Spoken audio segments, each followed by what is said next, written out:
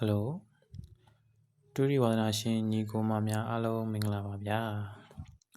ပြီးခဲ့တဲ့ဘက်ကအားလုံးအဆင်ပြေကြလိမ့်မယ်လို့ထင်ပါတယ်နော်ပြီးခဲ့တဲ့ဘက်ကကျွန်တော်အကြိုက်ဆုံးပတ်တီးလေးရဲ့အဲ့ဒါပြီးတော့ကျွန်တော်အကြိုက်ဆုံးရွေးကွက်၃ခွက်ရဲ့ကျွန်တော်ရွေးပေးခဲ့တယ်နော်ပတ်တီးက2ပတ်တီးအကြိုက်ဆုံးရွေးကွက်ကတော့2 5 2 8 2 9ဆိုတော့2 5ဆိုပြီးထည့်အောင်လေဗျာအဲ့တော့အားလုံးပဲအကျိုးမြတ်ရကြမယ်လို့ထင်ပါတယ်ဆိုတော့အခုဆိုရင်1 2 3 4 5 6 9 10 10ဘက်ဆက်တိုက်ရှိပြီပေါ့နော်ပတ်တီးလေးတွေရောမွေးကလေးတွေရောမှန်တယ်နောက်တစ်ဘက်ကောထပ်ပြီးတော့ပေးအောင်မလားကျွန်တော်တို့ကြည့်ရမယ်ကျွန်တော်ဒီဘက်မှာလည်းပြီးခဲ့တဲ့ဘက်ကလိုမျိုးအကြိုက်ဆုံးပတ်တီးလေးရဲ့အကြိုက်ဆုံးရွေးကွက်3ခွက်ပေါ့နော်ကျွန်တော်ပေးမယ်အကိုတို့မတို့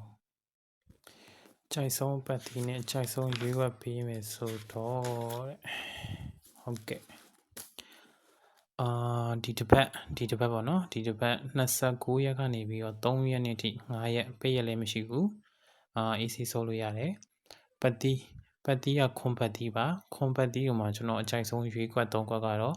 ခွန်3ခွန်4ခွန်5ပတ်တီးကခွန်အကြိုက်ဆုံးရွေးကွက်ကခွန်3ခွန်4ခွန်5ပတ်တီးကိုအဓိကထားပြီးပတ်ကြပါဗျာ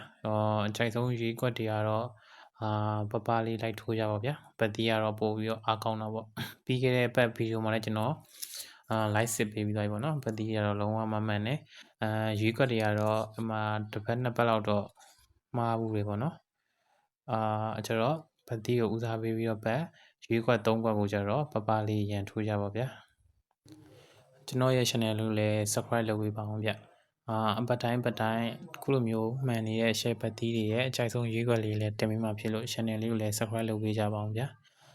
ကျွန်တော်ရဲ့ Telegram channel ကိုလည်းကျွန်တော် comment မှာ link ချပေးထားတယ် Telegram channel လေးကိုလည်း join ပေးကြပါအောင်ခင်ဗျာဟုတ်တူရီဝါဒနာရှင်များအားလုံးနောက်ဘက်မှာလည်းအကျိုးမြတ်များများရကြပါစေဗျာအားလုံးကျေးဇူးအများကြီးတင်ပါတယ်ဗျဒါလေးကကျွန်တော်ရဲ့ Telegram channel လေးပါဗျ Telegram channel လေးကိုလည်းjoin ပြီးထားကြပါအောင်နော်ပြီးခဲ့တဲ့ဘက်ကကျွန်တော်2ပတ်တီးပေးတယ်အကြိုက်ဆုံးရွေးကွက်2 5 2 8 2 9 2 5ဆိုပြီးတော့တိုက်အောင်သွားပြီပေါ့နော်ဒီဘက်မှာလည်းကျွန်တော် Telegram channel မှာလည်းတင်ပေးထားရပြီဗျကျွန်တော်ရဲ့ Telegram channel လေးကိုjoin ပေးထားကြပါအောင်နော်ကျေးဇူးအများကြီးတင်ပါတယ်ဗျYouTube လို့လည်း subscribe လုပ်ပေးကြပါအောင်နော်ဟုတ်ကဲ့အားလုံးပဲအကျိုးမြတ်များရကြပါစေဗျာနောက်တစ်ဖက်မှာဒူးတွေအများကြီးပေါက်ပြီးတော့အကျိုးမြတ်များရကြပါစေနော်အားလုံးကျေးဇူးတင်ပါတယ်ဗျ